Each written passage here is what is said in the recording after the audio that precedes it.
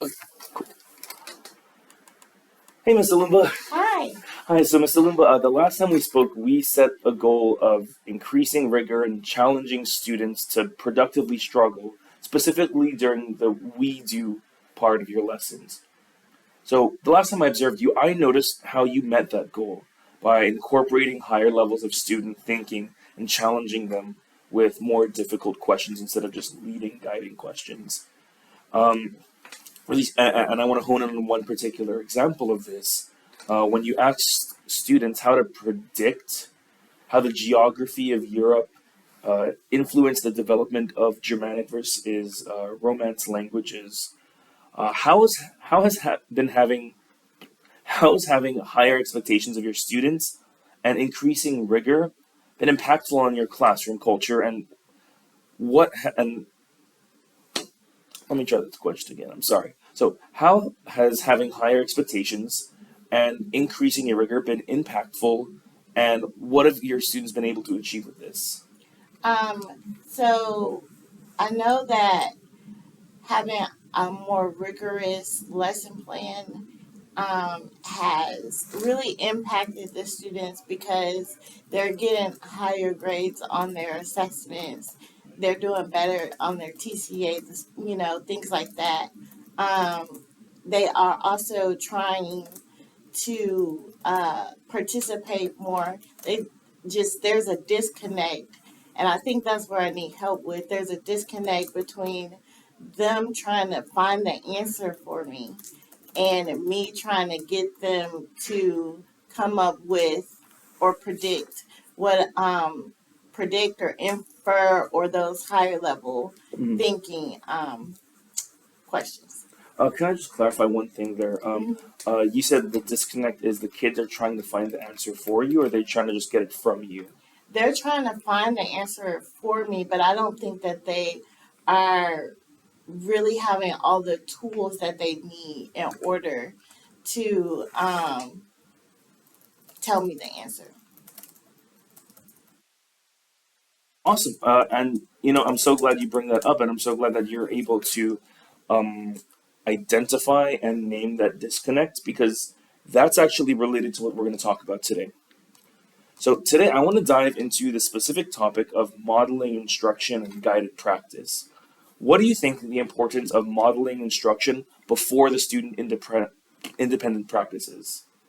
Um, I think it's important because it's basically an exemplar. So I do think that it is important. Absolutely, and I agree. It's so intimately related to having a good exemplar. Um, and let me ask you this: what are the keys to success for modeling instruction successfully? Just having a pre-planned roadmap to where you want your kids to go. Hmm. Um, and when you're doing your knowing shows and your lesson planning, you know where you want them to go. And just, I don't know, I guess that would be uh, what I would think is the most important.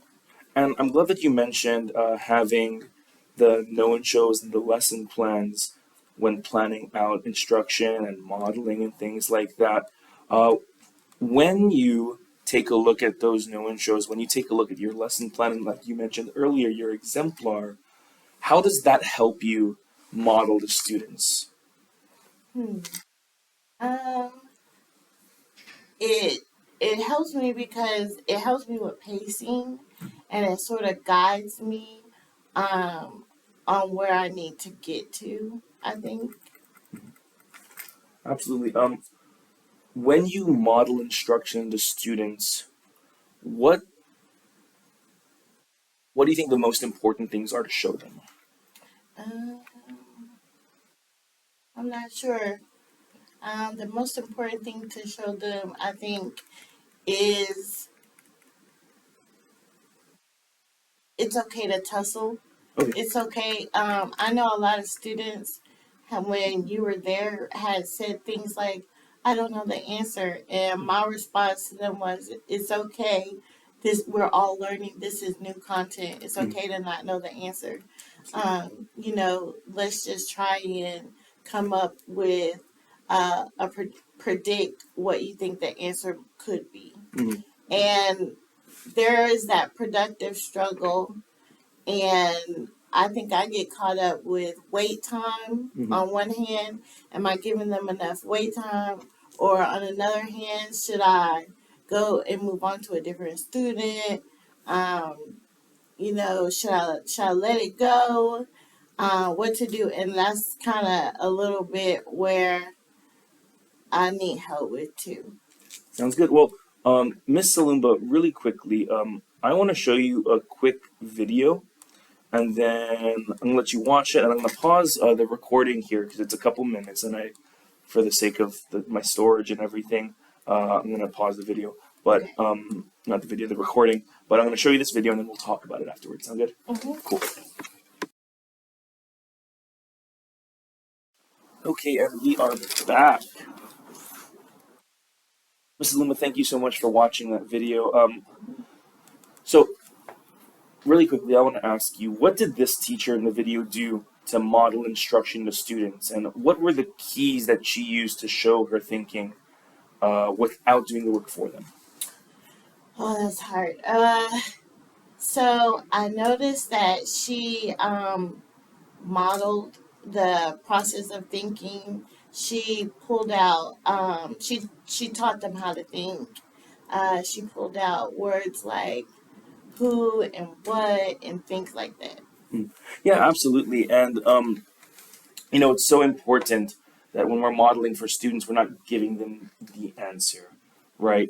Um, Productive struggle. yeah, that's part of that productive struggle. We're not gonna give them the answer. Like in the video, we're showing how to do it, how to think, how to that process is what they're getting. And I think something that I can relate this to is in your classes when you do your the different activities, the 3, 2, 1 activities. Um, something that I've noticed when visiting your classroom is that your students, when they get to the drawing section, right, where they have to synthesize what they have read, what they've taken notes on, and now put it into an illustrated form. A lot of times I hear or I see your students struggling with the idea of what do I draw? Right. Do you hear that Yes. question a lot? Mm-hmm. Yeah. And so maybe that's an example of somewhere that we can kind of implement this idea. Um, so first, oh, pardon me, spam risk. So let me get back on track here. So what was the difference between the modeling you saw from this teacher and how you have modeled instruction in the past, or how you help your students get through that productive struggle? Can you give me like an example? Yeah. So, for example, how this teacher was talking about primary sources, how she was guiding students through through the thinking processes. How does that differ from, or how has that been different from, for example, how you help your students through the productive struggle on those different assignments? I think the main tools that I have in my toolkit or toolbox is just, wait time, Hmm. encouraging them to go through the productive struggle, and then I pretty much would get stuck. Hmm. And I think with this teacher, she looked at the primary sources, she pulled out, what objects were in the picture, what you can infer or predict by looking at the picture to what makes this a primary source. Mm. Absolutely, and I think like what we mentioned earlier, uh, that's all good. What you're doing is good. We want them to go through the productive struggle. We want them to think about it. A way that we can help them without giving them the answer is, like we said, kind of helping them with the process. So, based on what we've discussed today, what do you think your action step should be? I definitely want to model and show in my students the thinking process and model how to go through that productive struggle without getting frustrated, how to actually think things through. Absolutely, and that you took the words right out of my mouth. My action step for you today is to model replicable thinking steps that students can follow. Okay. So once again, modeling replicable thinking steps that students can follow. Let me write that in my phone so Yeah, I don't forget. absolutely. Thank you so much. Yeah,